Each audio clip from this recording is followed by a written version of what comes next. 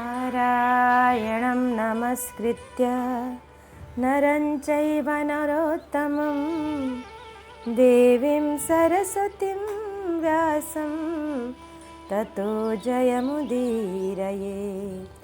श्रीगणेशाय नमः, श्रीसरस्वत्यै नमः, श्रीवेदव्यासाय नमः। श्रीमन महर्षि वेदव्यास प्रणीत श्री महाभारत चतुर्थ खंड कर्ण पर्व हम श्रवण कर रहे हैं। आज हम श्रवण करेंगे पंचत्रिंशोध्याय। यहाँ शल्य और दुर्योधन का वार्तालाप, कर्ण का सारथी होने के लिए शल्य की स्वीकृति। दुर्योधन बोला, एवं स भगवन् देवः सर्वलोकपितामहः सारथ्यमकरोद यत्तत्र ब्रह्मरुद्रो भवदरथी। राजन, इस प्रकार सर्वलोक पितामह भगवान ब्रह्मा ने वहाँ सारथी का कार्य किया और रथी हुए रुद्र। वीर, रथ का सारथी तो उसी को बनाना चाहिए जो रथ से भी बढ़कर हो, रथी से भी बढ़कर हो। अतः पुरुष सिंह, आप युद्ध में कर्ण के घोड़ों को काबू में रखिए। जैसे देवताओं ने वहाँ यत्नपूर्वक ब्रह्मा जी का वरण किया था, उसी प्रकार हम लोगों ने विशेष चेष्टा करके कर्ण से भी अधिक बलवान आपका सारथी कर्म के लिए वरण किया है। महाराज, जैसे देवताओं ने महादेव जी से भी बड़े ब्रह्मा जी को उनका सारथी चुना था, उसी प्रकार हमने भी आपको चुना है। अतः महातेजस्वी नरेश, आप युद्ध में राधा पुत्र कर्ण के घोड़ों का नियंत्रण रखिए। शल्य ने कहा, भारत नरश्रेष्ठ, मैंने भी देव श्रेष्ठ ब्रह्मा और महादेव जी के इस अलौकिक एवं दिव्य उपाख्यान को विद्वानों के मुख से सुना है कि किस प्रकार प्रपितामह ब्रह्मा जी ने महादेव जी का सारथी कर्म किया था और कैसे एक ही बाण से समस्त असुर मारे गए। भगवान ब्रह्मा उस समय जिस प्रकार महादेव जी के सारथी हुए थे, यह सारा पुरातन वृत्तांत श्री कृष्ण को भी विदित ही होगा, क्योंकि श्री कृष्ण भी भूत और भविष्य को यथार्थ रूप से जानते हैं। भारत, इस विषय को अच्छी तरह जानकर ही रुद्र के सारथी ब्रह्मा जी के समान श्री कृष्ण पार्थ के सारथी बने हुए हैं। यदि सूत पुत्र कर्ण किसी प्रकार कुंती कुमार अर्जुन को मार डालेगा, तो अर्जुन को मारा गया देख श्री कृष्ण स्वयं ही युद्ध करेंगे। उनके हाथ में शंख चक्र और गदा होगी, वे तुम्हारी सेना को जलाकर भस्म कर देंगे। महात्मा श्री कृष्ण कुपित होकर जब हथियार उठाएंगे, उस समय तुम्हारे पक्ष का कोई भी नरेश उनके सामने ठहर नहीं सकेगा। संजय कहते हैं, राजन, मद्रराज शल्य को ऐसी बातें करते देख आपके शत्रु दमन पुत्र महाबाहु दुर्योधन ने मन में तनिक भी दीनता न लाकर उन्हें इस प्रकार उत्तर दिया कि महाबाहो, तुम रण क्षेत्र में वैकर्तन कर्ण का अपमान न करो। वह संपूर्ण शस्त्रधारियों में श्रेष्ठ तथा संपूर्ण शास्त्रों के अर्थ का पारंगत विद्वान है। यह वही वीर है जिसकी प्रत्यंचा की अत्यंत भयानक टंकार सुनकर पांडव सेना 10 दिशाओं में भागने लगी है। महाबाहो, यह तो तुमने अपनी आंखों देखा था कि किस प्रकार उस दिन रात में सैकड़ों मायाओं का प्रयोग करने वाला मायावी घटोत्कच कर्ण के हाथ से मारा गया। इन सारे दिनों में महान भय से घिरे हुए अर्जुन किसी तरह भी कर्ण के सामने खड़े न हो सके थे। राजन, बलवान भीमसेन को भी इसने अपने धनुष की कोटि से दबाकर युद्ध के लिए प्रेरित किया था और उन्हें मूर्ख, पेटू आदि नामों से पुकारा था। मान्यवर, इसने महासमर में शूरवीर नकुल सहदेव को भी परास्त करके किसी विशेष प्रयोजन को सामने रखकर उन दोनों को युद्ध में मार नहीं डाला था। इसने वृष्णिवंश के प्रमुख वीर सात्वत शिरोमणि शूरवीर सात्विकी को समरांगण में परास्त करके उन्हें बलपूर्वक रथहीन कर दिया था। इसके सिवा धृष्टद्युम्न आदि समस्त सृंजय को इसने युद्धस्थल में हंसते हंसते अनेक बार परास्त किया है। जो कुपित होने पर वज्रधारी इंद्र को भी समरभूमि में मार डालने की शक्ति रखता है, उस महारथी वीर कर्ण को पांडव लोग युद्ध में कैसे जीत लेंगे। आप भी संपूर्ण अस्त्रों के ज्ञाता, समस्त विद्याओं तथा अस्त्रों के पारंगत विद्वान एवं वीर हैं। इस भूतल पर बाहुबल के द्वारा आपकी समानता करने वाला कोई नहीं है। शत्रुसूदन नरेश, आप पराक्रम करते समय शत्रुओं के लिए असह्य हो उठते हैं। उनके लिए आप शल्यभूत कंटक स्वरूप हैं, इसलिए आपको शल्य कहा जाता है। राजन, आपके बाहुबल को सामने पाकर संपूर्ण शातवंशी क्षेत्रीय कभी युद्ध में टिक न सके हैं। क्या आपके बाहुबल से श्री कृष्ण का बल अधिक है?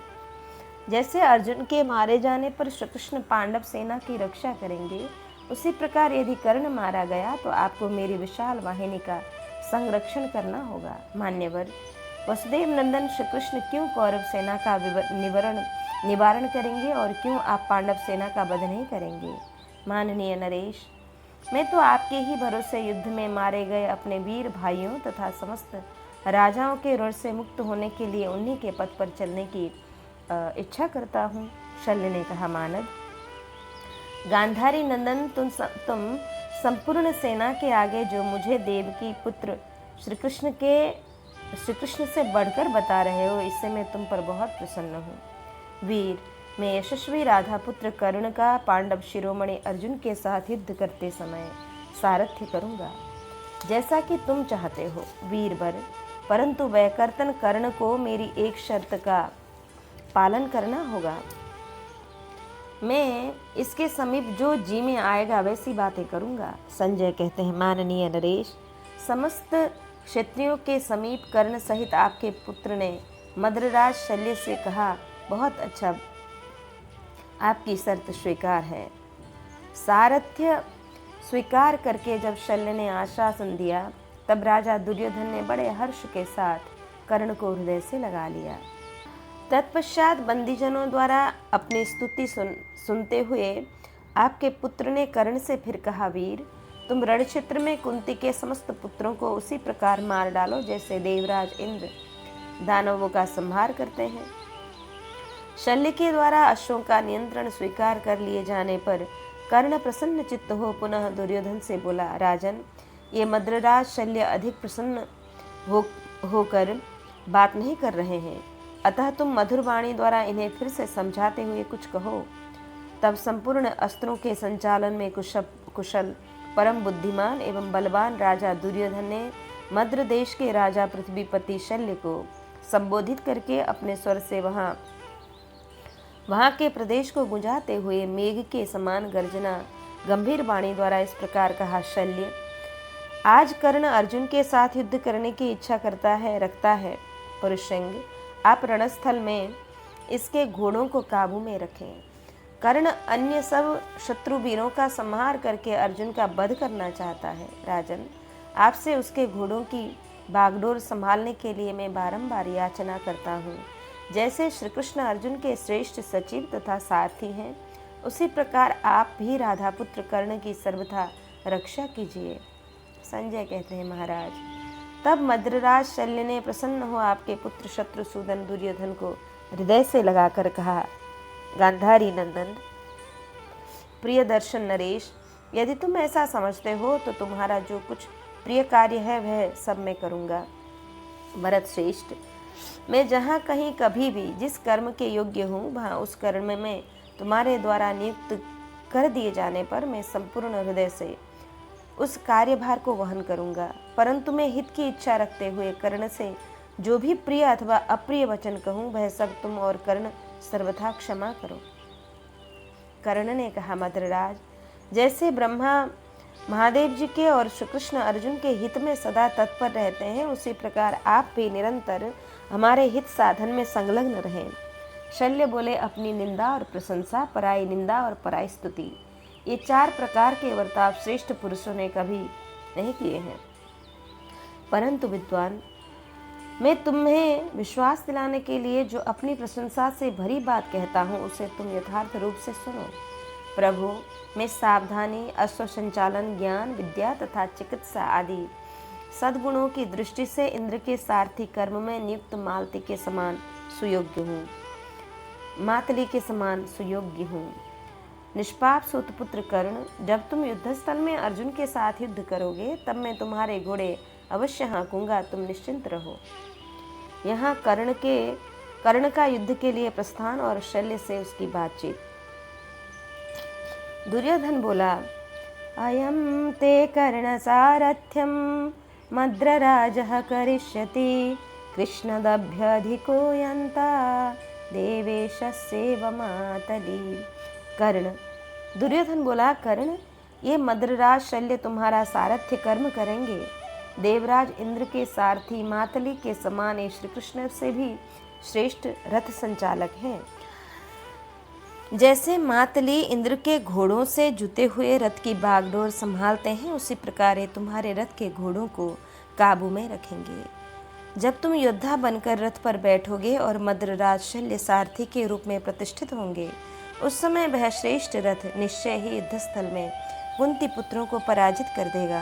संजय कहते हैं, राजन, तदंतर दुर्योधन ने प्रातःकाल युद्ध उपस्थित होने पर पुनः वेगशाली मद्रराज शल्य से कहा, मद्रराज, आप संग्राम में कर्ण के इन उत्तम घोड़ों को वश में कीजिए। आपसे सुरक्षित होकर राधा पुत्र कर्ण निश्चय ही अर्जुन को जीत लेगा। भारत, दुर्योधन के ऐसा कहने पर शल्य ने रथ का स्पर्श करके कहा, तथास्तु। जब शल्य ने सारथी होना पूर्ण रूप से स्वीकार कर लिया, तब कर्ण ने प्रसन्न चित्त होकर बारंबार अपने पूर्व सारथी से शीघ्रतापूर्वक कहा, सूत, तुम मेरा रथ सजाकर तैयार करो। तब सारथी ने गंधर्व नगर के समान विशाल, विजयशील, श्रेष्ठ और मंगलाकार रथ को विधिपूर्वक सुसज्जित करके सूचित किया, स्वामिन, आपकी जय हो, रथ तैयार है। रथियों में श्रेष्ठ कर्ण ने वेदज्ञ पुरोहितों द्वारा पहले से ही जिसका मांगलिक कृत्य संपन्न कर दिया था, उस रथ की विधि पूर्वक पूजा और प्रदक्षिणा की।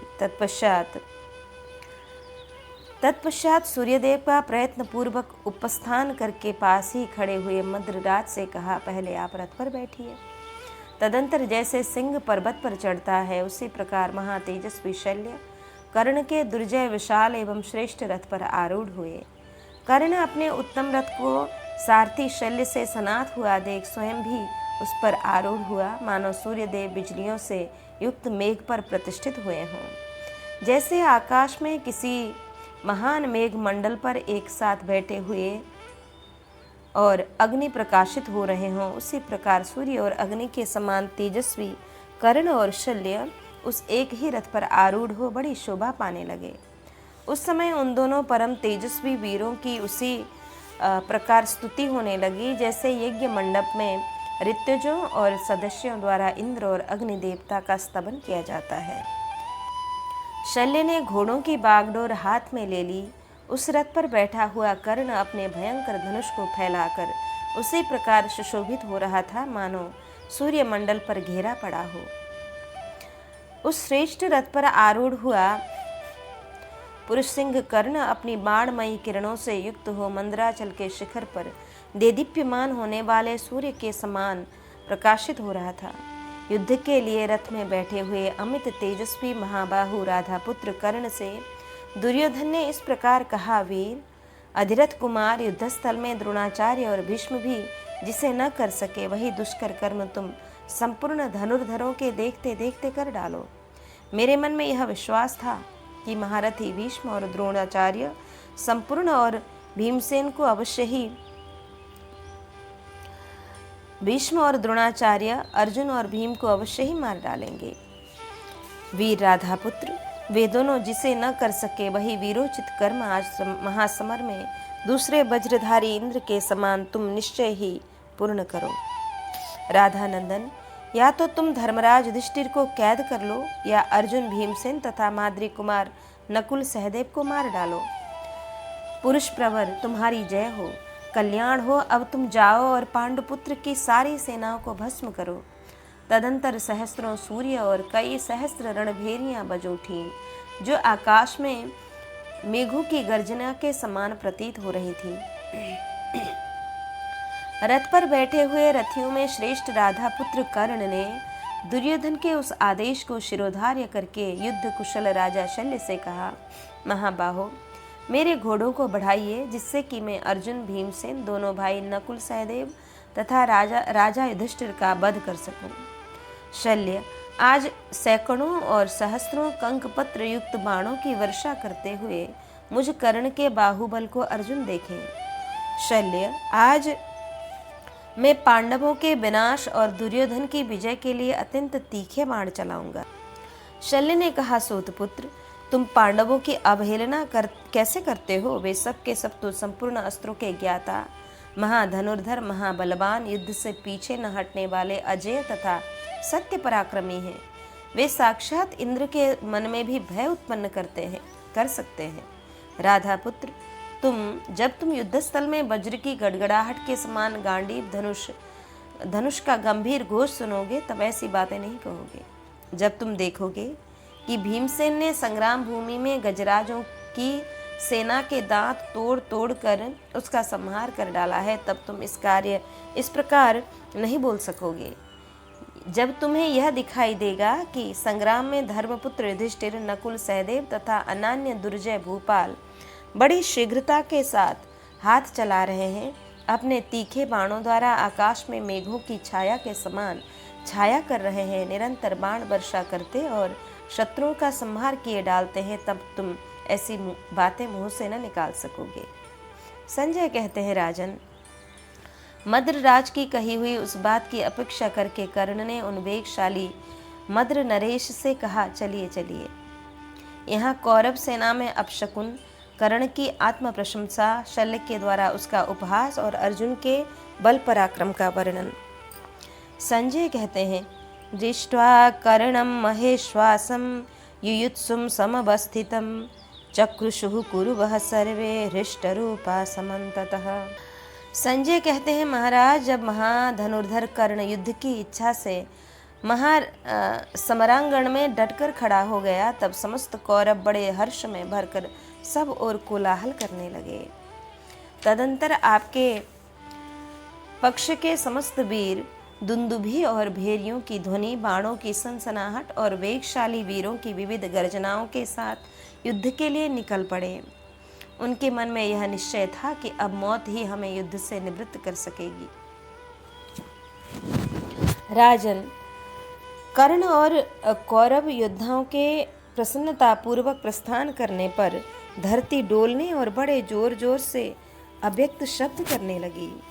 उस समय सूर्यमंडल से 7 बड़े बड़े ग्रह निकलते दिखाई दिए, उल्कापात होने लगे, दिशाओं में आग सी जल उठी, बिना वर्षा के ही बिजलियां गिरने लगीं और भयानक आंधी चलने लगी।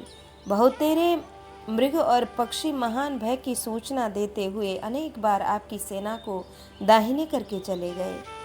कर्ण के प्रस्थान करते ही उसके घोड़े पृथ्वी पर गिर पड़े और आकाश से हड्डियों की भयंकर वर्षा होने लगी। प्रजानाथ, कौरवों के शस्त्र जल उठे, ध्वज हिलने लगे और वाहन आंसू बहाने लगे।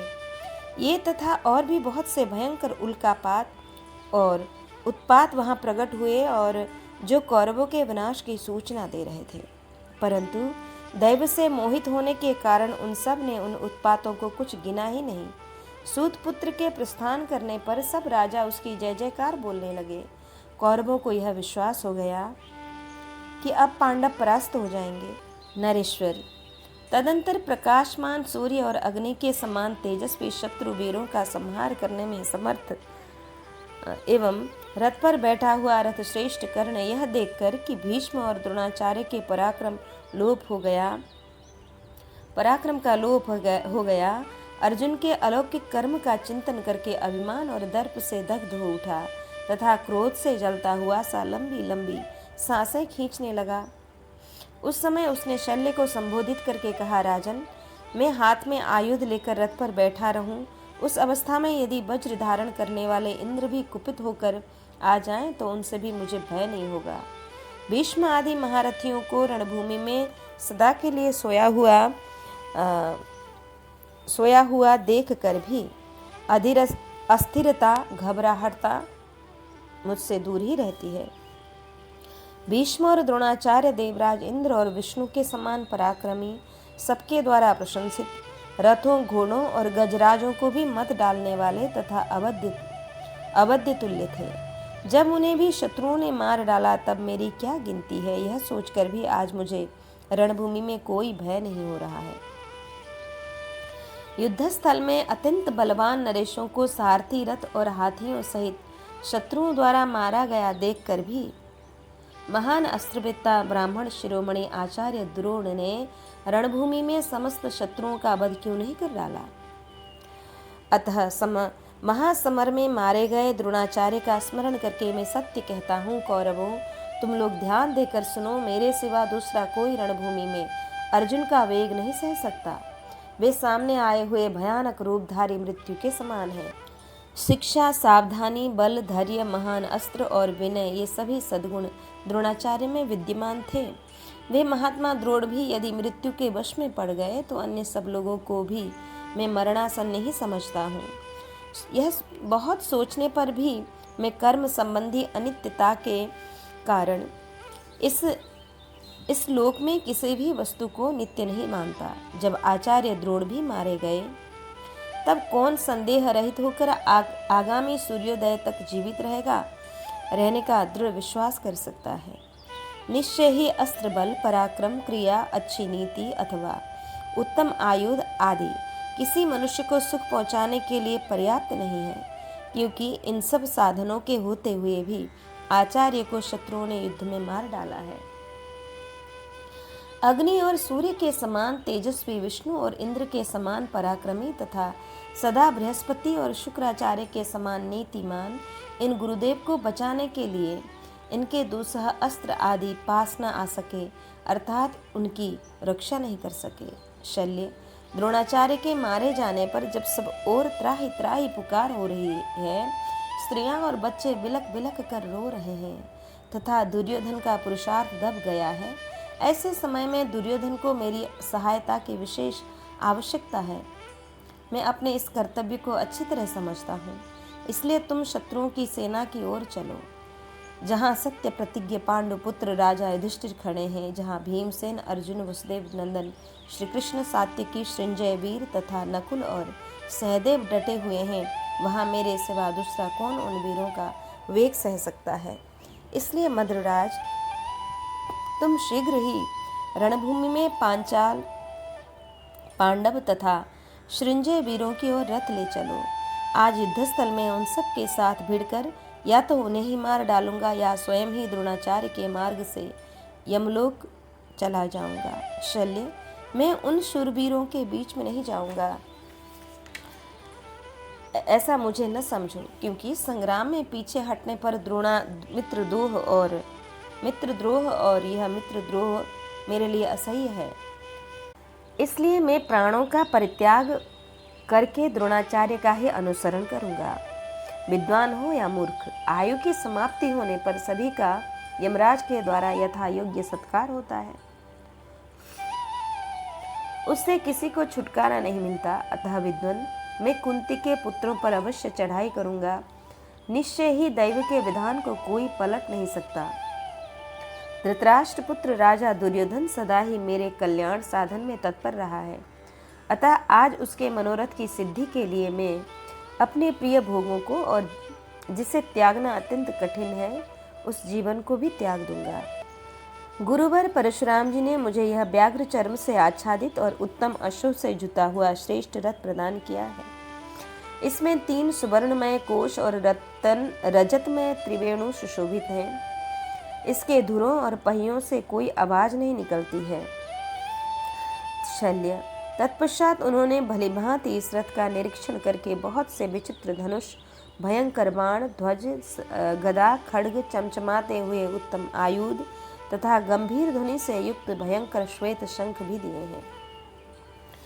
यह रथ सब रथों से उत्तम है। इसमें पताकाएं फहरा रहे हैं, सफेद घोड़े जुते हुए हैं और सुंदर तरकस इसकी शोभा बढ़ाते हैं। चलते समय इस रथ की धमक से वज्रपात के समान शब्द होता है। मैं इस रथ पर बैठकर रणभूमि में अर्जुन को बलपूर्वक मार डालूंगा। यदि सबका संहार करने वाली मृत्यु सदा सावधान रहकर समरांगण में पांडुपुत्र अर्जुन की रक्षा करे तो रणक्षेत्र में उससे भी भिड़कर या तो मैं उसे मार डालूंगा या स्वयं ही भीष्म के सम्मुख यमलोक को चला जाऊंगा। अधिक कहने से क्या लाभ? यदि इस महासमर में अपने गणों सहित यम, वरुण, कुबेर और इंद्र भी एक साथ आकर यहाँ पांडुपुत्र अर्जुन की रक्षा करना चाहें तो मैं उन सब के साथ ही उन्हें जीत लूंगा। संजय कहते हैं, इति रणरभस्य कथतः तदूत निशम्य वचसस्मद्रराट अवसः दवमन्यवीर्यवान् प्रतिशिशिधे च जगाद चोत्तरम। राजन, पराक्रमी मद्रराज शल्य युद्ध के उत्साह में भरकर बढ़ बढ़ कर बातें बनाने वाले कर्ण के उस कथन को सुनकर उनकी अवहेलना करके उपहास करने लगे। उन्होंने फिर ऐसी बातें कहने से कर्ण को रोका और इस प्रकार उत्तर दिया। शल्य ने कहा, कर्ण, बस बस, अब बढ़ बढ़ कर बातें बनाना बंद करो। तुम अधिक जोश में आकर अपनी शक्ति से बहुत बड़ी बातें कह गए। भला कहाँ नरश्रेष्ठ अर्जुन और कहाँ मनुष्य में अधम तुम? बताओ तो सही, अर्जुन के सिवा दूसरा कौन ऐसा वीर है जो साक्षात विष्णु भगवान से सुरक्षित यदुवंशियों की पुरी को, जिसकी उपमा देवराज इंद्र द्वारा पालित देवनगरी अमरावती से दी जाती है, बलपूर्वक मत कर पुरुषोत्तम श्री कृष्ण की छोटी बहन सुभद्रा का अपहरण कर सके? देवराज इंद्र के समान बल और प्रभाव रखने वाले अर्जुन को छोड़कर इस संसार में दूसरा कौन ऐसा वीर पुरुष है जो एक वन्य पशु को मारने के विषय में उठे हुए विवाद के अवसर पर ईश्वरों के भी ईश्वर त्रिलोकीनाथ भगवान शंकर को भी युद्ध के लिए ललकार सके? अर्जुन ने अग्निदेव का गौरव मानकर गरुड़, पिशाच, यक्ष, राक्षस, देवता, असुर, बड़े बड़े नाग तथा मनुष्यों को भी बाणों द्वारा परास्त कर दिया और अग्नि को अभिष्ट भविष्य प्रदान किया था। कर्ण, याद है वह घटना जबकि कुरुचांगल प्रदेश में घोष यात्रा के समय गंधर्वों ने शत्रु बनकर दुर्योधन का अपहरण कर लिया था। उस समय उन्हीं अर्जुन ने सूर्य किरणों के समान तेजस्वी उत्तमोत्तम बाणों द्वारा उन बहुसंख्यक शत्रुओं को मारकर धृतराष्ट्र पुत्र को बंधन से मुक्त किया था। उस युद्ध में तुम सबसे पहले भाग गए थे। उस समय पांडवों ने गंधर्वों को पराजित करके कलह प्रिय धृतराष्ट्र पुत्रों को कैसे कैद से छुड़ाया था? क्या ये सब बातें तुम्हें याद हैं? विराट नगर में गोहरण के समय पुरुषश्रेष्ठ अर्जुन ने विशाल बल वाहन से संपन्न तुम सब लोगों को द्रोणाचार्य, अश्वत्थामा और भीष्म के सहित परास्त कर दिया था। उस समय तुमने अर्जुन को क्यों नहीं जीत लिया? सूत पुत्र, अब आज तुम्हारे वध के लिए पुनः यह दूसरा उत्तम युद्ध उपस्थित हुआ है। यदि तुम शत्रु के भय से भाग नहीं गए तो सम्रांगण में पहुंचकर अवश्य मारे जाओगे। संजय कहते हैं, राजन, जब महामना मद्रराज शल्य इस प्रकार शत्रु की प्रशंसा से संबंध रखने वाली बहुत सी कड़वी बातें सुनाने लगे, तब कौरव सेनापति शत्रु संतापी कर्ण अत्यंत क्रोध से जल उठा और शल्य से बोला, भवतु किम विकथसे ननु मम तस्य हि युद्धमुद्यतम् यदि न जयति मामिहा भवे ततैदमस्तु सुकथितं तवः। रहने दो, क्यों बहुत बड़बड़ा रहे हो? अब तो मेरा और उनका युद्ध उपस्थित हो ही गया है। यदि अर्जुन यहाँ युद्ध में मुझे परास्त कर दें तब तुम्हारा यह बढ़ कर बातें करना ठीक और अच्छा समझा जाएगा। संजय कहते हैं, राजन, तब मद्रराज शल्य एवं मस्तु कहकर चुप हो गए। उन्होंने कर्ण की उस बात को कोई उत्तर न दिया। तब कर्ण ने युद्ध की इच्छा से उनसे कहा, शल्य, रथ आगे ले चलो। तत्पश्चात शल्य, जिसके सारथी थे और जिनमें श्वेत घोड़े जुते हुए थे, वह विशाल रथ अंधकार का विनाश करने वाले सूर्यदेव के समान शत्रुओं का संहार करता हुआ आगे बढ़ा।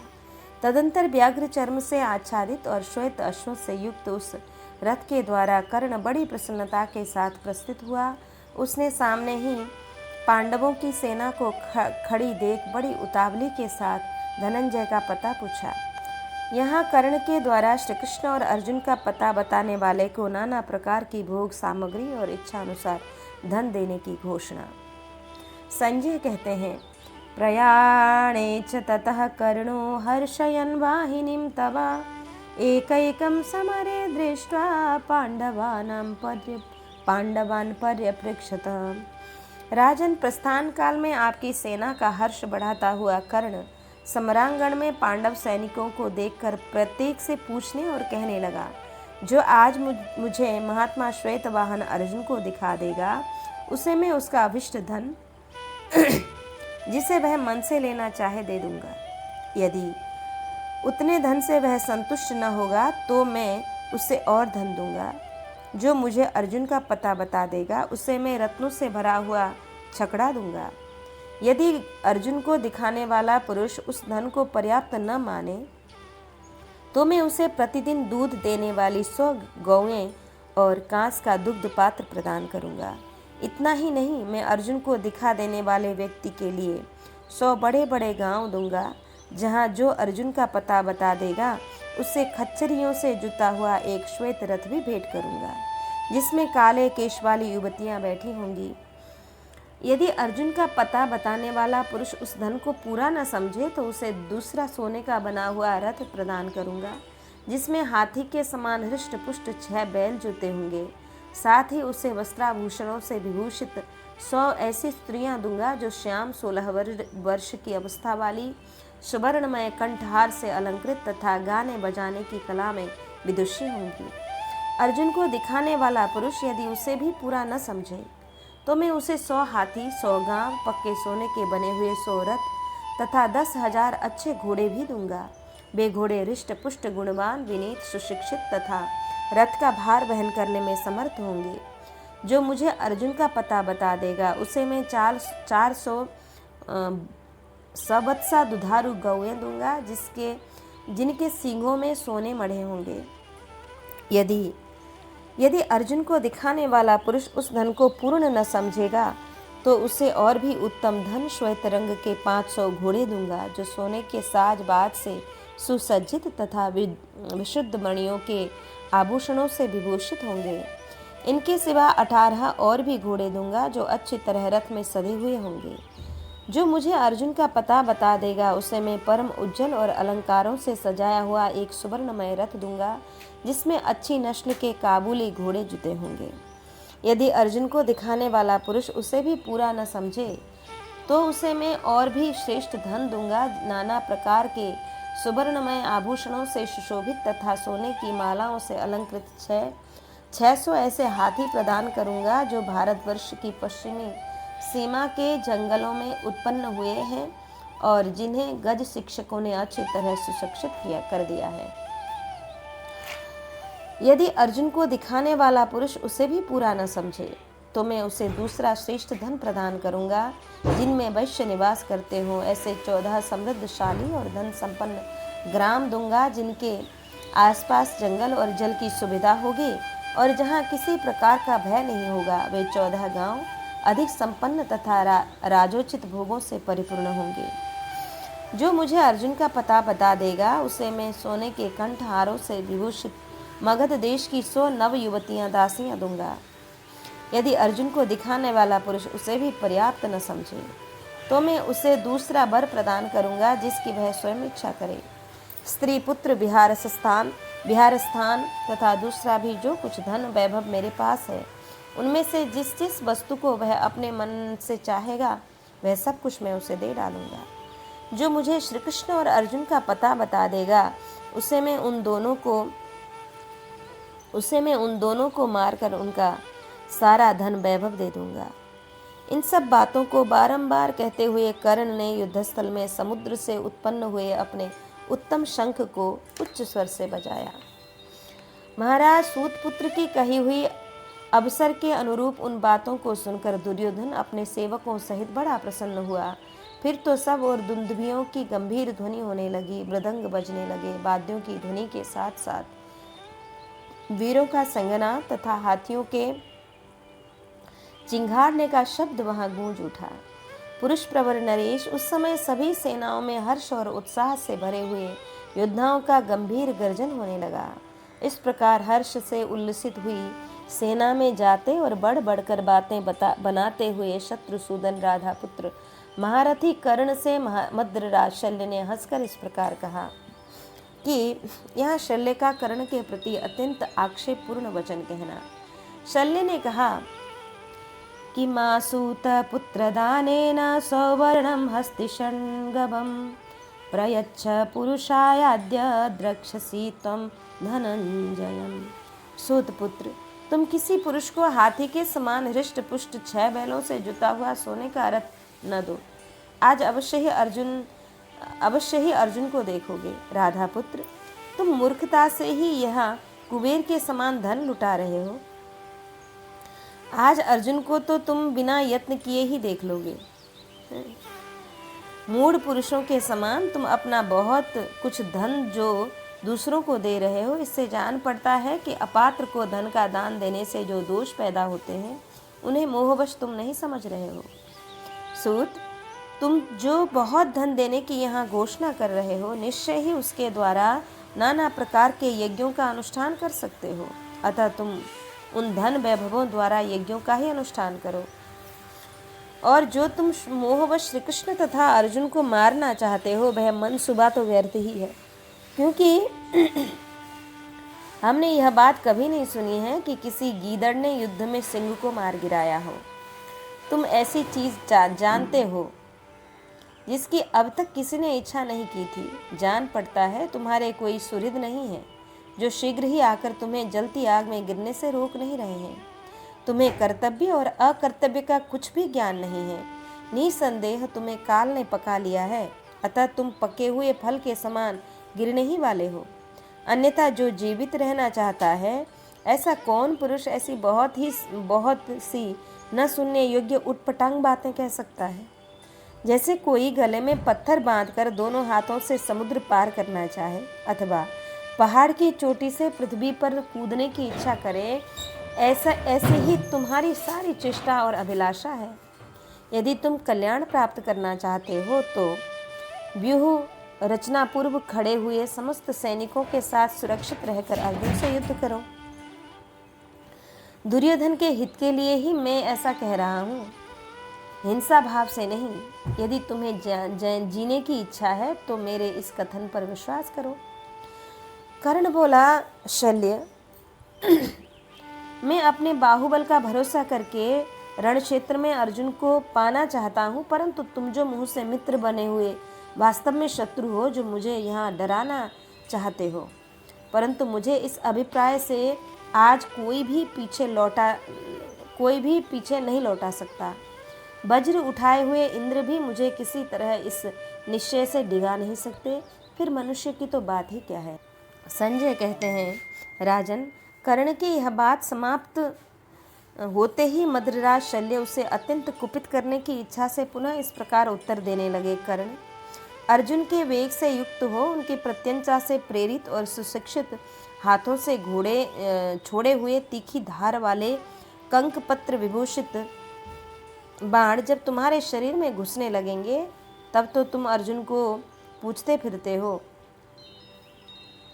इसके लिए पश्चाताप करोगे। सूतपुत्र, जब सब्यसाची कुंती पुत्र अर्जुन अपने हाथ में दिव्य धनुष लेकर शत्रु सेना को तपाते हुए पैने बाणों द्वारा तुम्हें रौंदने लगेंगे, तब तुम्हें अपने किए पर पछतावा होगा। जैसे अपनी माँ की गोद में सोया हुआ कोई बालक चंद्रमा को पकड़ लेना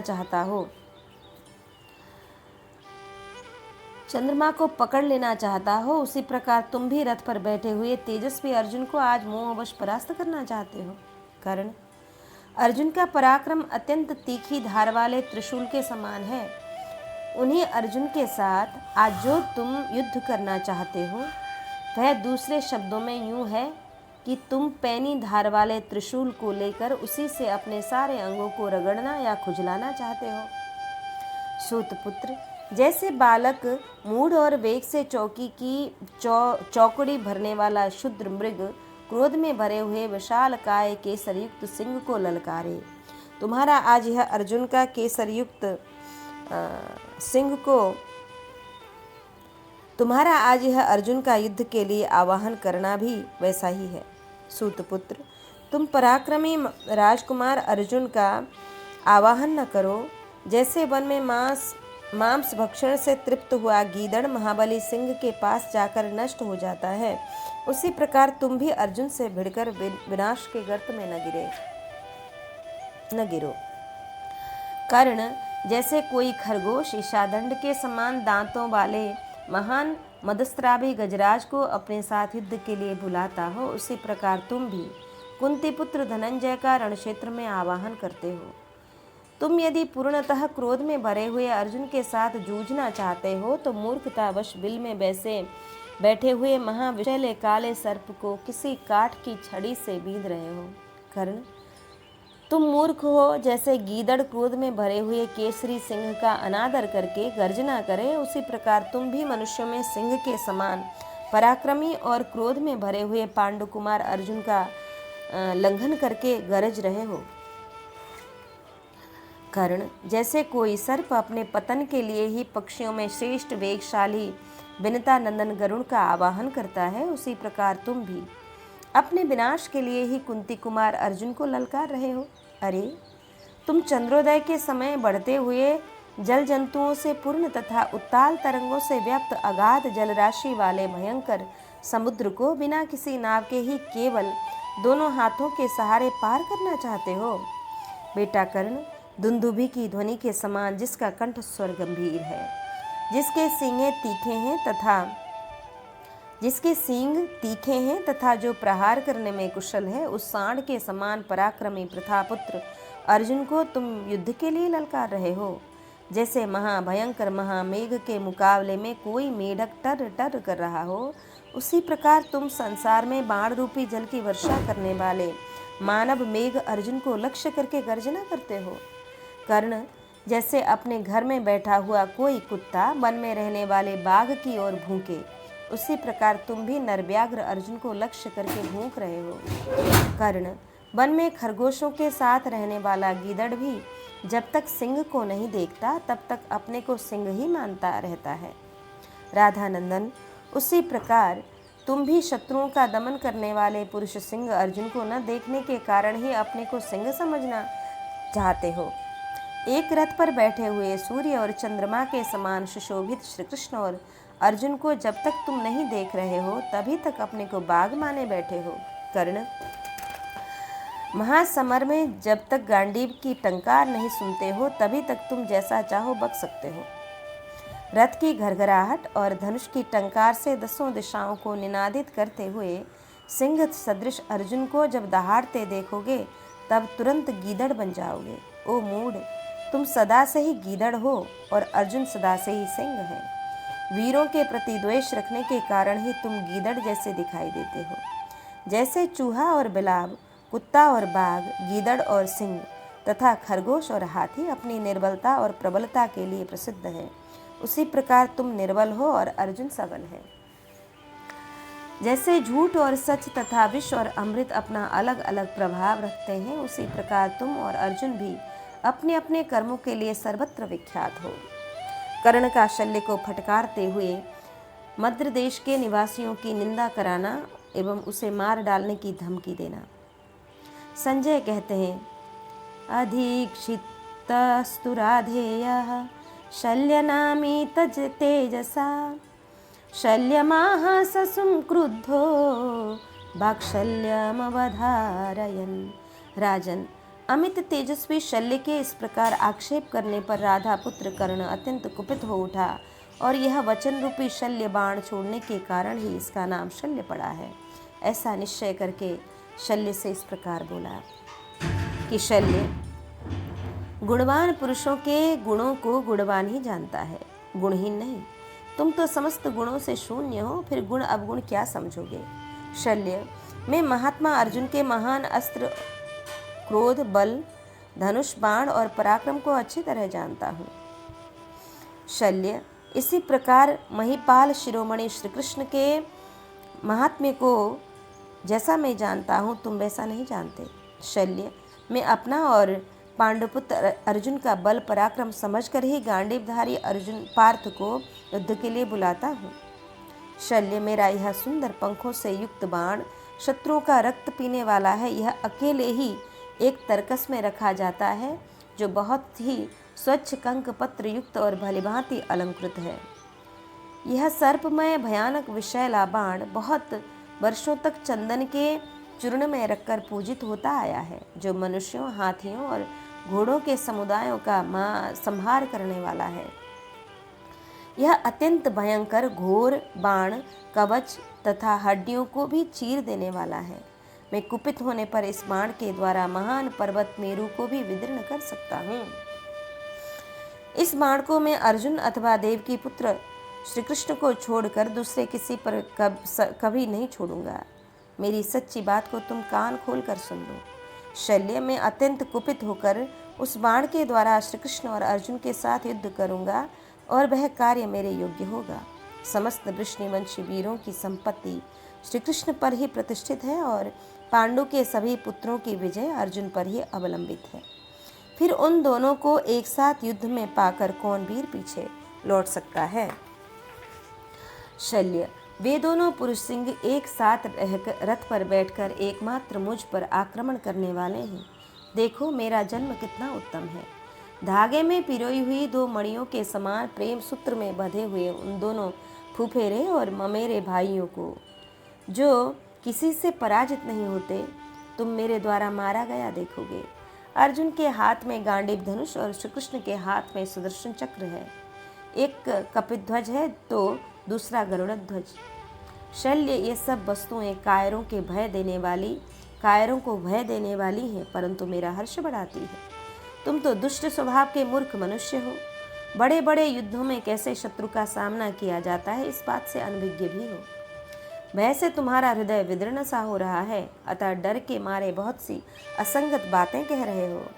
दुष्ट और पापी देश में उत्पन्न हुए नीच क्षत्रिय कुलांगार दुर्बुद्धि शल्य, तुम उन दोनों की किसी स्वार्थ सिद्धि के लिए स्तुति करते हो, परंतु आज समरांगण में उन दोनों को मारकर बंधु बांधवों सहित तुम्हारा भी वध कर डालूंगा।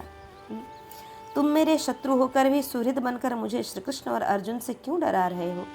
आज या तो वे ही दोनों मुझे मार डालेंगे या मैं ही उन दोनों का संहार कर दूंगा। मैं अपने बल को अच्छी तरह जानता हूँ, इसलिए श्री कृष्ण और अर्जुन से कदापि नहीं डरता हूँ। नीच देश में उत्पन्न हुए शल्य, तुम चुप रहो। मैं अकेला ही सहस्त्रों श्री कृष्णों और सैकड़ों अर्जुनों को मार डालूंगा। मूर्ख शल्य, स्त्रियां, बच्चे और बूढ़े लोग, खेल कूद में लगे हुए मनुष्य और स्वाध्याय करने वाले पुरुष भी दुरात्मा मद्र निवासियों के विषय में जिन गाथाओं को गाया करते हैं तथा ब्राह्मणों ने पहले राजा के समीप आकर यथावत रूप से जिनका वर्णन किया है, उन गाथाओं को एकाग्रचित्त होकर मुझसे सुनो और सुनकर चुपचाप सह लो या जवाब दो। मद्र देश का अधम मनुष्य सदा मित्र द्रोही होता है। जो हम लोगों से अकारण ही द्वेष करता है, वह मद्र देश का ही मनुष्य अधम है। शुद्रता पूर्ण वचन बोलने वाले मद्र देश के निवासी में किसी के प्रति सौहार्द की भावना नहीं होती। मद्र निवासी मनुष्य सदा ही दुरात्मा, सर्वदा झूठ बोलने वाला और सदा ही कुटिल होता है। हमने सुन रखा है कि मद्र निवासियों में मरते दम तक दुष्टता बनी रहती है। सत्तू और मांस खाने वाले जिन अभिष्ट मद्र निवासियों के घरों में पिता पुत्र, माता सास, ससुर मामा, बेटी दामाद, भाई नाती पोते, अन्य बंधु बांधव, समवश्यक मित्र, दूसरे अभ्यागत अतिथि और दास दासी, ये सभी अपने इच्छा के अनुसार एक दूसरे से मिलते हैं। अपरिचित परिचित सभी स्त्रियां सभी पुरुषों से संपर्क स्थापित कर लेती हैं और गोमांस सहित मदिरा पीकर रोती हंसती गाती असंगत बातें करती तथा काम भाव से किए जाने वाले कार्यों में प्रवृत्त होती हैं। जिनके यहाँ सभी स्त्री पुरुष एक दूसरे से काम संबंधी प्रलाप करते हैं, जिनके पाप कर्म सर्वत्र विख्यात हैं, उन घमंडी मद्र निवासियों में धर्म कैसे रह सकता है। मद्र निवासियों के साथ न तो बैर करे और न मित्रता ही स्थापित करे, क्योंकि उसमें सौहार्द की भावना नहीं होती। मद्र निवासी सदा पाप में ही डूबा रहता है। ओ बिच्छू, जैसे मद्र निवासियों के पास रखी हुई धरोहर और गांधार निवासियों में शौचाचार नष्ट हो जाते हैं। जहाँ क्षत्रिय पुरोहित हों, उस यजमान के यज्ञ में दिया हुआ भविष्य जैसे नष्ट हो जाता है, जैसे शूद्रों का संस्कार करने वाला ब्राह्मण पराभव को प्राप्त होता है, जैसे ब्रह्मद्रोही मनुष्य इस जगत में सदा ही तिरस्कृत होते रहते हैं, जैसे मद्र निवासियों के साथ मित्रता करके मनुष्य पतित हो जाता है, तथा जिस प्रकार मद्र निवासी में सौहार्द की भावना सर्वथा नष्ट हो गई है, उसी प्रकार तेरा यह विष भी नष्ट हो गया। मैंने अथर्ववेद के मंत्र से तेरे विष को शांत कर दिया। ये उपर्युक्त बातें कहकर जो बुद्धिमान विषवैद्य बिच्छू के काटने पर उसके विष के वेग से पीड़ित हुए मनुष्य की चिकित्सा या औषध करते हैं, उनका वह कथन सत्य ही दिखाई देता है। विद्वान राजा शल्य, ऐसा समझकर तुम चुपचाप बैठे रहो और इसके बाद जो बात मैं कह रहा हूँ उसे भी सुन लो। जो स्त्रियाँ मद्य से मोहित हो कपड़े उतार कर नाचती हैं, मैथुन में संयम एवं मर्यादा को छोड़कर प्रवृत्त होती हैं, अपनी इच्छा के अनुसार जिस किसी पुरुष का वर्ण कर लेती हैं, उनका पुत्र मद्र निवासी नराधम दूसरों को धर्म का उपदेश कैसे कर सकता है। जो ऊँटों और गदहों के समान खड़ी खड़ी मूर्ति तथा जो धर्म से भ्रष्ट होकर लज्जा को तिलांजलि दे चुकी हैं, वैसी मद्र निवासिनी स्त्रियों के पुत्र होकर तुम मुझे यह धर्म का उपदेश करना चाहते हो। यदि कोई पुरुष मद्र देश की किसी स्त्री से कांजी मांगता है तो वह उसकी कमर पकड़कर खींच ले जाती है और कांजी न देने की इच्छा रखकर यह कठोर वचन बोलती है, कोई मुझसे कांजी न मांगे, क्योंकि वह मुझे अत्यंत प्रिय है। मैं अपने पुत्र को दे दूंगी, पति को भी दे दूंगी, परंतु कांजी नहीं दे सकती तुम्हें। मद्र देश की स्त्रियां प्रायः गोरी, लंबे कद वाली, निर्लज्ज, कंबल से शरीर को ढकने वाली, बहुत खाने वाली और अत्यंत अपवित्र होती हैं, ऐसा हमने सुन रखा है। मद्र निवासी सिर की चोटी से लेकर पैरों के नखाग्र भाग तक निंदा के ही योग्य हैं। वे सब के सब कुकर्म में लगे रहते हैं। उनके विषय में हम तथा दूसरे लोग भी ऐसी बहुत सी बातें कह सकते हैं। मद्र तथा सिंधु सौबीर देश के लोग पापपूर्ण देश में उत्पन्न हुए म्लेच्छ हैं। उन्हें धर्म कर्म का पता नहीं है। वे इस जगत में धर्म की बातें कैसे समझ सकते हैं। हमने सुना है कि क्षत्रियों के लिए सर्वश्रेष्ठ, सबसे श्रेष्ठ धर्म यह है कि वह युद्ध में मारा जाकर रणभूमि में सो जाए और सत्पुरुषों के आदर का पात्र बने। मैं अस्त्र शस्त्रों द्वारा किए जाने वाले युद्ध में अपने प्राणों का परित्याग करूं, यही मेरे लिए प्रथम श्रेणी का कार्य है, क्योंकि मैं मृत्यु के पश्चात स्वर्ग पाने की अभिलाषा रखता हूँ। मैं बुद्धिमान दुर्योधन का प्रिय मित्र हूँ, अतः मेरे पास जो कुछ धन वैभव है वह और मेरे प्राण भी उसी के लिए हैं,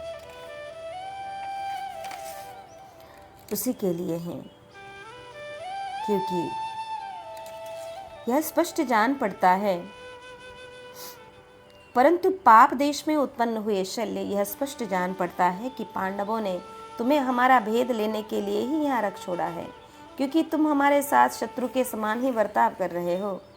जैसे सैकड़ों नास्तिक मिलकर भी धर्मज्ञ पुरुष को धर्म से विचलित नहीं कर सकते, उसी प्रकार तुम्हारे जैसे सैकड़ों मनुष्यों के द्वारा भी मुझे संग्राम से विमुख नहीं किया जा सकता, यह निश्चय है। तुम धूप से संतप्त हुए हरिण के समान चाहे विलाप करो चाहे सूख जाओ, क्षत्रिय धर्म में स्थित हुए मुझ कर्ण को तुम डरा नहीं सकते। पूर्व काल में गुरुवर परशुराम जी ने युद्ध में पीठ न दिखाने वाले एवं शत्रु का सामना करते हुए प्राण विसर्जन कर देने वाले पुरुष सिंहों के लिए जो उत्तम गति बताई है, उसे मैं सदा याद रखता हूँ। शल्य, तुम यह जान लो कि मैं धृतराष्ट्र के पुत्रों की रक्षा के लिए वैरियों का वध करने के लिए उद्यत हो राजा पुरुरवा के उत्तम चरित्र का आश्रय लेकर युद्ध भूमि में डटा हुआ हूँ। मद्रराज, मैं तीनों लोकों में किसी ऐसे प्राणी को नहीं देखता जो मुझे मेरे इस संकल्प से विचलित कर दे, यह मेरा दृढ़ निश्चय है।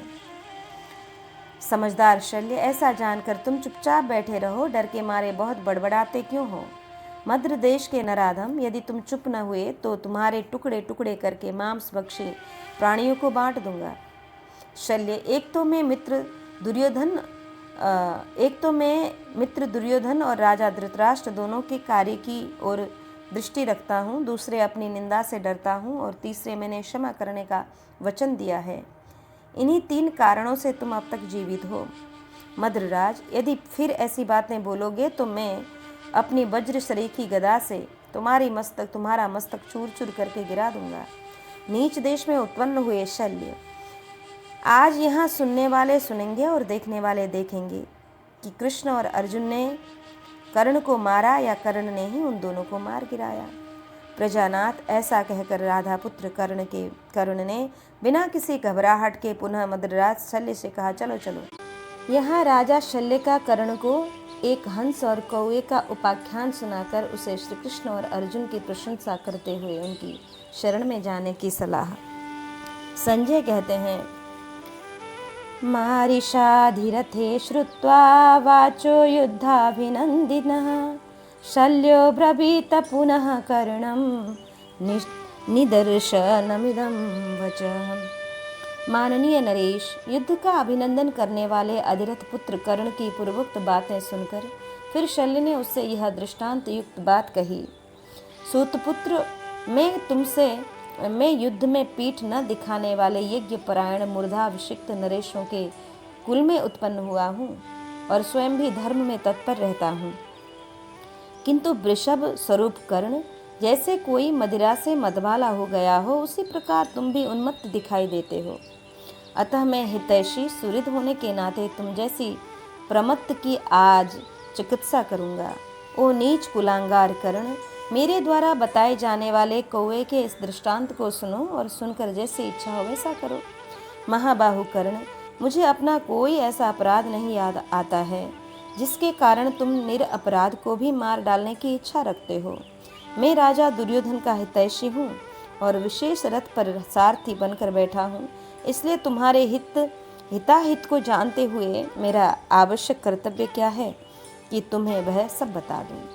सम और विषम अवस्था रथी की प्रबलता और निर्बलता, रथी के साथ ही घोड़ों के सतत परिश्रम और कष्ट अस्त्र हैं या नहीं, इसकी जानकारी, जय और पराजय की सूचना देने वाली पशु पक्षियों की बोली, अतिभार, शल्य से चिकित्सा, अस्त्र प्रयोग, युद्ध और शुभाशुभ निमित्त, इन सारी बातों का ज्ञान रखना मेरे लिए आवश्यक है। क्योंकि मैं इस रथ का एक कुटुंबी हूँ कर्ण, इसलिए मैं पुनः तुमसे इस दृष्टांत का वर्णन करता हूँ।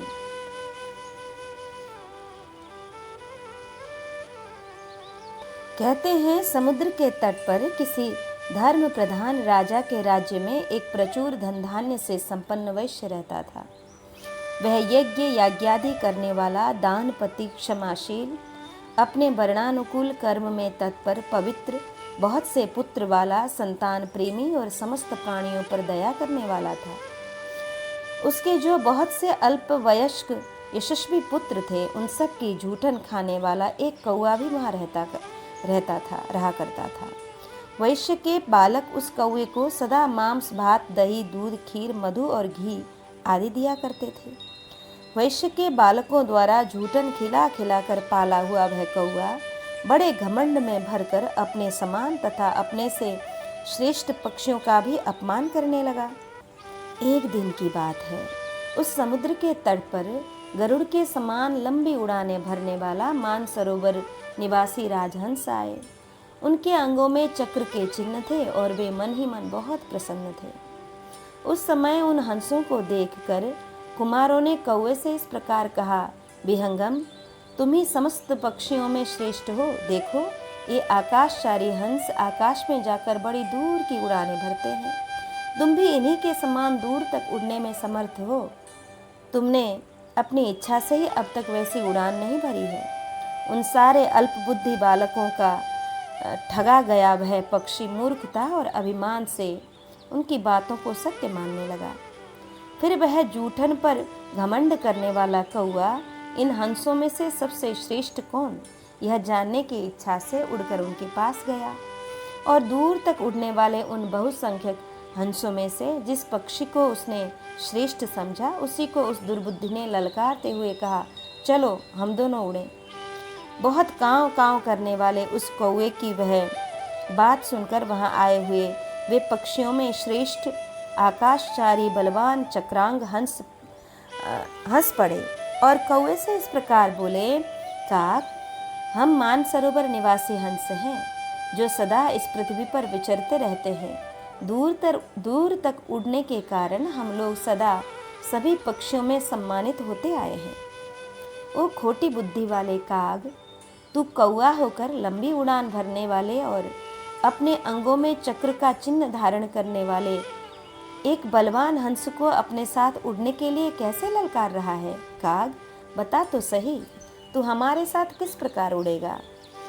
हंस की बातें सुनकर बढ़ बढ़कर बातें बनाने वाले मूर्ख कौवे ने अपनी जातिगत क्षुद्रता के कारण बारंबार उसकी निंदा करके उसे इस प्रकार उत्तर दिया कि काक बोला, हंस, मैं 101 प्रकार की उड़ानें उड़ सकता हूँ, इसमें संशय नहीं है। उनमें से प्रत्येक उड़ान 100 योजन की होती है और वे सभी विभिन्न प्रकार की एवं विचित्र हैं। उनमें से कुछ उड़ानों के नाम इस प्रकार हैं: उड्डीन, अबडीन, प्रडीन, डीन, निडीन, संडीन, तिड्यडीन, बिडीन, परिडीन, सुडीन, पराडीन, अभिडीन। सामने की ओर उड़ना, बहुत वेग से उड़ना, परों के लिए बिना हिलाए उड़ना, अतिडीन, संडीन, डीन डीन, सुंदर गति से आरंभ करके फिर चक्कर काट कर नीचे की ओर उड़ना, और डीन विडीन, संपात, समुदीन।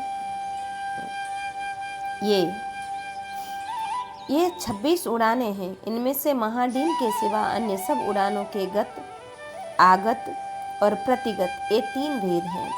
इसके सिवा बहुत से निपात भी हैं। ये सब मिलकर 101 उड़ानें होती हैं। आज मैं तुम लोगों के देखते देखते जब इतनी उड़ानें भरूंगा, उस समय मेरा बल तुम देखोगे। मैं इनमें से किसी भी उड़ान में आकाश में उड़ सकता हूँ। और हंसों, तुम लोग यथोचित रूप से विचार करके बताओ कि मैं किस उड़ान से उड़ूं।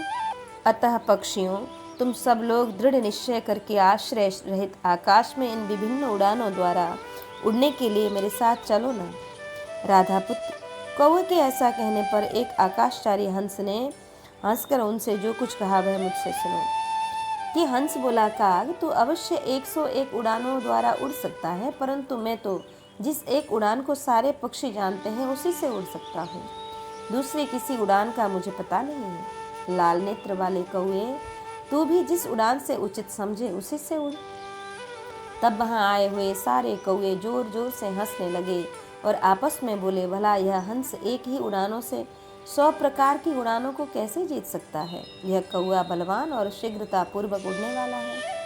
अतः 100 में से एक ही उड़ान द्वारा हंस की उड़ान को पराजित कर देगा। तदंतर हंस और कौवा दोनों होड़ लगाकर उड़े। चक्रांक हंस एक ही गति से उड़ने वाला था और कौवा 100 उड़ानों से। इधर से चक्रांक उड़ा और इधर से कौवा विभिन्न उड़ानों द्वारा दर्शकों को आश्चर्यचकित करने की इच्छा से अपने कार्यों को बखान करता जा रहा था। उस समय कौवे की विचित्र उड़ानों को बारंबार देखकर दूसरे कौवे बड़े प्रसन्न हुए और जोर जोर से काँव काँव करने लगे। वे 2-2 घड़ी पर बारंबार उड़ उड़ कर कहते, देखो कौवे की यह उड़ान वह उड़ान।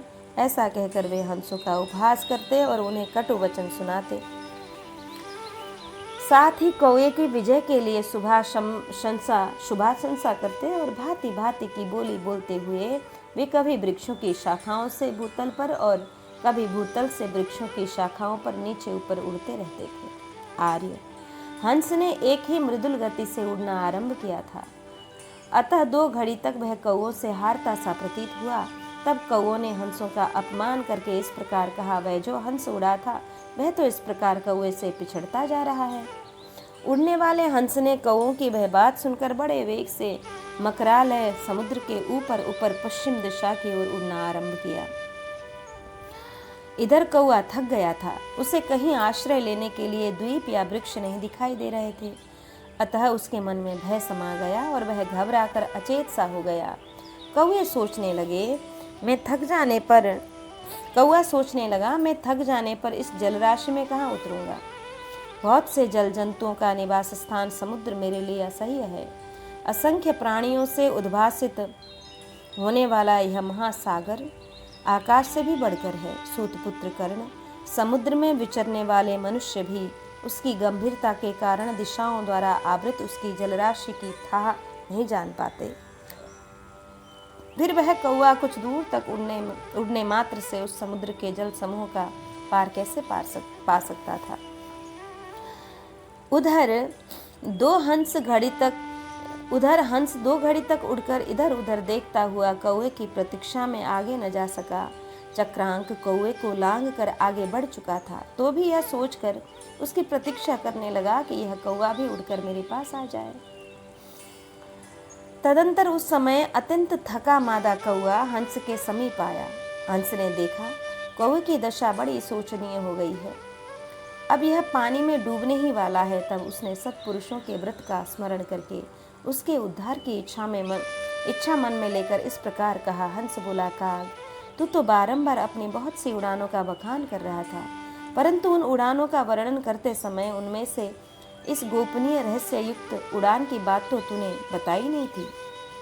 कौवे, बता तो सही, इस समय जिस उड़ान से उड़ रहा है उसका नाम क्या है? उस उड़ान में तो तू अपने दोनों पंखों और चोंच के द्वारा जल का बारंबार स्पर्श करने लगा है। वायस, बता बता, इस समय तू कौन सी उड़ान में स्थित है? कौवे, आ शीघ्र आ, मैं अभी तेरी रक्षा करता हूँ। शल्य कहते हैं, दुष्टात्मा कर्ण, वह कौआ अत्यंत पीड़ित हो जब अपनी दोनों पांखों और चोंच से जल का स्पर्श करने लगा, उस अवस्था में हंस ने उसे देखा। वह उड़ान के वेग से थककर शिथिलांग हो गया था और जल का कहीं आर पार न देखकर नीचे गिरता सा जा रहा था। उस समय उसने हंस से इस प्रकार कहा, भाई हंस, हम तो कौए हैं, व्यर्थ काँव काँव किया करते हैं, हम उड़ान क्या जाने। मैं अपनी इन प्राणों के साथ तुम्हारी शरण में आया हूँ, तुम मुझे जल के किनारे तक पहुँचा दो। ऐसा कहकर अत्यंत थका मादा कौआ दोनों पांखों और चोंच से जल का स्पर्श करता हुआ सहसा उस महासागर में गिर पड़ा। उस समय उससे बड़ी पीड़ा हो रही थी। समुद्र के जल में गिरकर अत्यंत दीन चित्त हो मृत्यु के निकट पहुंचते हुए उस कौए से हंस ने इस प्रकार कहा, काग, तूने अपनी प्रशंसा करते हुए कहा था कि मैं 101 उड़ानों द्वारा उड़ सकता हूँ। अब उन्हें याद कर, 100 उड़ानों से उड़ने वाला तू मुझसे बहुत बड़ा चढ़ा है, फिर इस प्रकार थक कर महासागर में कैसे गिर पड़ा? तब जल में अत्यंत कष्ट पाते हुए कौवे ने जल से ऊपर उठ ठहरे हुए हंस की ओर देखकर उसे प्रसन्न करने के लिए कहा। कौवा बोला, भाई हंस, मैं जूठन खा खा कर घमंड में भर गया था और बहुत से कौवे तथा दूसरे पक्षियों का तिरस्कार करके अपने आप को गरुड़ के समान शक्तिशाली समझने लगा था। हंस, अब मैं अपने प्राणों के साथ तुम्हारी शरण में आया हूँ, तुम मुझे द्वीप के पास पहुँचा दो। शक्तिशाली हंस, यदि मैं कुशल पूर्वक अपने देश में पहुँच जाऊँ तो अब कभी किसी का अपमान नहीं करूँगा, तुम इस विपत्ति से मेरा उद्धार करो। कर्ण, इस प्रकार कहकर कौआ अचेत सा होकर दीन भाव से विलाप करने लगा और काँव काँव करते हुए महासागर के जल में डूबने लगा। उस समय उसकी ओर देखना कठिन हो रहा था, वह पानी से भीग गया था। हंस ने कृपा पूर्वक उसे पंजों से उठाकर बड़े वेग से ऊपर को उछाला और धीरे से अपनी पीठ पर चढ़ा लिया। अचेत हुए कौए को पीठ पर बिठाकर हंस तुरंत ही उसी द्वीप में आ पहुंचा जहां से होड़ लगाकर दोनों उड़े थे। उस कौए को उसके स्थान पर रखकर उसे आश्वासन दे मन के समान शीघ्रगामी हंस पुनः अपने अविष्ट देश को चला गया। कर्ण, इस प्रकार जूठन खाकर हृष्ट पुष्ट हुआ कौआ हंस से पराजित हो अपने महान बल और पराक्रम का घमंड छोड़कर शांत हो गया। पूर्व काल में वह कौआ जैसे वैश्य कुल में सबकी जूठन खाकर पला था, उसी प्रकार धृतराष्ट्र के पुत्रों ने तुम्हें जूठन खिला खिला कर पाला है, इसमें संशय नहीं है। कर्ण, इससे तुम अपने समान तथा अपने से श्रेष्ठ पुरुषों का भी अपमान करते हो। विराट नगर में तो द्रोणाचार्य, अश्वत्थामा, कृपाचार्य, भीष्म तथा अन्य कौरव वीर भी तुम्हारी रक्षा कर रहे थे। फिर उस समय तुमने अकेले सामने आए हुए अर्जुन का वध क्यों नहीं कर डाला? वहाँ तो किरीटधारी अर्जुन ने अलग अलग और सब लोगों के साथ लड़कर भी तुम लोगों को उसी प्रकार परास्त कर दिया था जैसे एक ही सिंह ने बहुत से सियारों को मार भगाया हो। कर्ण, उस समय तुम्हारा पराक्रम कहाँ था? सब्यसाची अर्जुन के द्वारा सम्रांगण में अपने भाई को मारा गया देखकर कौरव वीरों के समक्ष सबसे पहले तुम भागे थे। कर्ण, इसी प्रकार जब द्वैत वन में गंधर्वों ने आक्रमण किया था, उस समय समस्त कौरवों को छोड़कर पहले तुमने ही पीठ दिखाई थी। कर्ण, वहां कुंती कुमार अर्जुन ने ही रणभूमि में चित्रसेन आदि गंधर्वों को मार पीट कर उन पर विजय पाई थी और स्त्रियों सहित दुर्योधन को उनकी कैद से छुड़ाया था। कर्ण, पुनः तुम्हारे गुरु परशुराम जी ने भी उस दिन राजसभा में अर्जुन और श्री कृष्ण के पुरातन प्रभाव का वर्णन किया। तुमने समस्त भूपालों के समीप द्रोणाचार्य और भीष्म की कही हुई बातें सदा सुनी हैं। वे दोनों श्री कृष्ण और अर्जुन को अवध्य बताया करते थे। मैं कहाँ तक गिन गिन कर बताऊं कि किन किन गुणों के कारण अर्जुन तुमसे बड़े चढ़े हैं। जैसे ब्राह्मण समस्त प्राणियों में श्रेष्ठ हैं, उसी प्रकार अर्जुन तुमसे श्रेष्ठ हैं। तुम इसी समय प्रधान रथ पर बैठे हुए वसुदेव नंदन श्री कृष्ण तथा कुंती कुमार पांडुपुत्र अर्जुन को देखोगे। जैसे कौआ उत्तम बुद्धि का आश्रय लेकर चक्रांक की शरण में आ गया, उसी प्रकार तुम भी वृष्णिनंदन श्री कृष्ण और पांडुपुत्र अर्जुन की शरण लो। कर्ण, जब तुम युद्धस्थल में पराक्रमी श्री कृष्ण और अर्जुन को एक रथ पर बैठे देखोगे, तब ऐसी बातें नहीं बोल सकोगे। जब अर्जुन अपने सैकड़ों बाणों द्वारा तुम्हारा घमंड चूर चूर कर देंगे, तब तुम स्वयं ही देख लोगे कि तुम में और अर्जुन में कितना अंतर है। जैसे जुगनू प्रकाशमान सूर्य और चंद्रमा का तिरस्कार करे, उसी प्रकार तुम देवताओं, असुरों और मनुष्यों में भी विख्यात उन दोनों नरश्रेष्ठ वीर श्री कृष्ण और अर्जुन का मूर्खतावश अपमान न करो। जैसे सूर्य और चंद्रमा हैं, वैसे श्री कृष्ण और अर्जुन हैं। वे दोनों अपने तेज से सर्वत्र विख्यात हैं, परंतु तुम तो मनुष्य के जुगनू के ही समान हो। सूतपुत्र, तुम महात्मा पुरुष सिंह श्री कृष्ण और अर्जुन को ऐसा जानकर उनका अपमान न करो। बढ़ चढ़कर बातें बनाना बंद करके चुपचाप बैठे रहो। इस प्रकार श्री महाभारत कर्ण पर्व में कर्ण शल्य संवाद के अंतर्गत हंस काकीयोपाख्यान विषयक यह 41वां अध्याय पूर्ण हुआ। आज हम इस पारायण को श्री ठाकुर जी के चरण कमल में अर्पित करके यहाँ विश्राम लेंगे। कृष्णाय वासुदेवाय हरये परमात्मने प्रणतक्लेशनाशाय श्रीकृष्णाय वयं नमः।